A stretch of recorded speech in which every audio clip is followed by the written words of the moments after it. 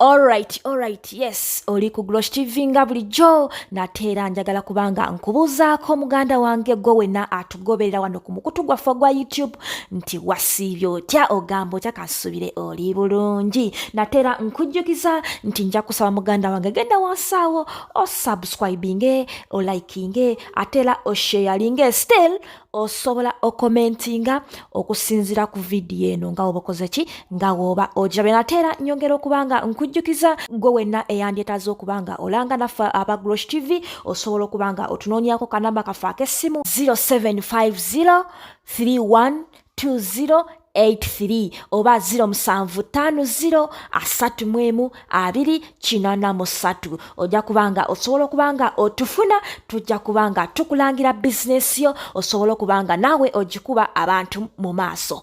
Mukama waffe mazibwe amanya neddoboozi nti Apostle Ssaabadandali ndi wano ndi musanyufu nnyo okuba ku press conference eno. Yes, tuli wano olw'ensonga ya Ghetto Church Tubonge outreach ey'omwenda. Mukama yanzigya ku street emyaka mingi era nga muganda wange wayogedde nava mu Mmengo Kijambiya Mmengo Kakeeka ndi mwana w'Emmengo ku street z'Emmengo. Nenjaga okwebaza Mukama nti nno emyaka kati giwiseewo 10 nga ndokose naye nze gye nakulira abantu babano baganda bange ennaku ya leero mbadde wano nga nyumyamu n'omwana ono aliwo no dogo wange nga nyumyamu wa gye yava. Bano abaana bonna be mulaba basula mu nguudo basula mu bikutiya tebalina wakusula basula ku nguudo. So kati nze nina omutima nti gye nava gye njagala okudda ndabe nga bitereera.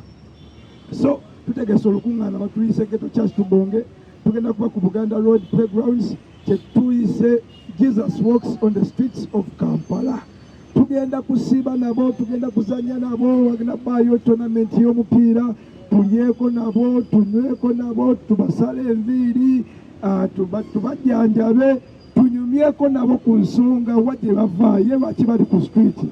Abaana nga 13-14 bagenda kweyiwa mu kisawe kino kubanga tukoze mobilization ennungi mu ghettos ez'enjawulo. So nsaba buli muntu ali eyo awulidde eddoboozi. Bano tebalina ddoboozi, boolaba bano tebalina ddoboozi. Webuuza buli omu emyaka gy'amaze ku street kijja kwewuunyisa. Kati nze naawe tugenda kufuuka eddoboozi ly'abaana.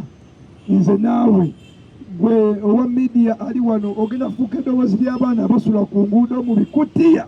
Imagine gwe bunaku osula mu nnyumba olya onywa naye waliwo omwana asula mu kutiya, waliwo omwana asula ku luguudo, waliwo omwana asula mu toyireti, waliwo omwana asula mu kasasiro.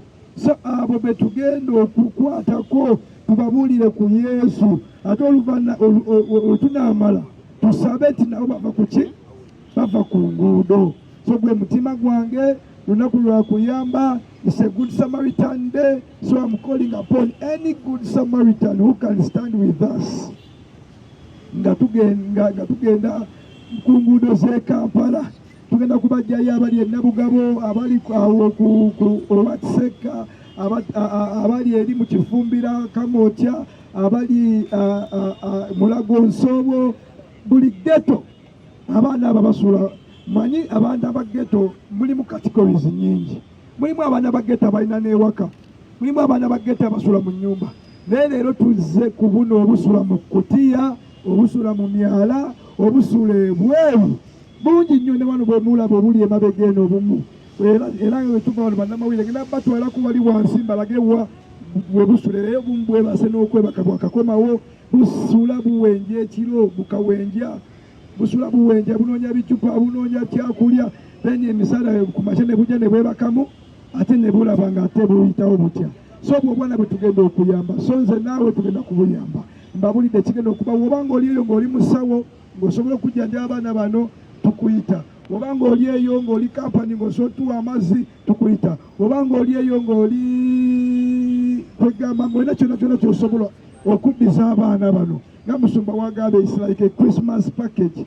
Tugenda kubawa Christmas, tugenda kulyako nabo. Naye oluvannyuma tujja kujjayo buli Ghetto Church Tubonge embadde zijjayo abaana 10 nga mbatwala ku home. Nina home eri mu baana 305 sana approved NGO ate tetukoma bukomi kujja kubalabako wabula tubajjayo ate ne tubawa ne education. Wano ninawo abaana benatandika nabo nga bali baana ba street nga bamaze senior 6. Yes, ninawo abaana nga bamaze senior 4. Ninawo abaana nga bakoze P7 nenga bona bava ku street. Nenga okuyita mu ghetto church tubonge tulabye abaana nga bakyuka. So bye bigambo byange. Jesus walks on the streets of Kampala. God fish them out cleanse. Ffe tugende tubavube oyo Mukama agenda kukola ki? Kubatukuza. So ebigambo ebisembayo njagala okusharinga ekyawandiikibwa kibadde kiri mu Isaaya 49.